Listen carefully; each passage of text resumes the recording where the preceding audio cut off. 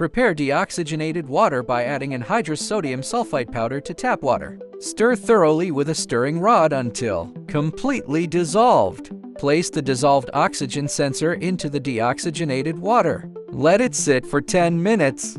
Click to enter the menu. Select the dissolved oxygen channel and press OK. Select Calibration. Select Zero Calibration. The screen displays wait 15 seconds. Click OK. After waiting 15 seconds, the screen displays wait 6 seconds. Wait until the countdown ends, then click OK. Zero calibration successful. Place the sensor in the air. Wipe the tip dry with a paper towel to keep it dry. Click to enter the menu. Select the channel. Then select Calibration.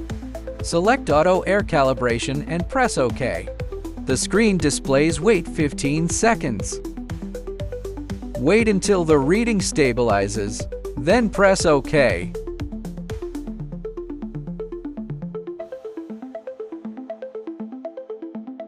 Wait until it stabilizes again, then press OK. The screen displays calibration successful.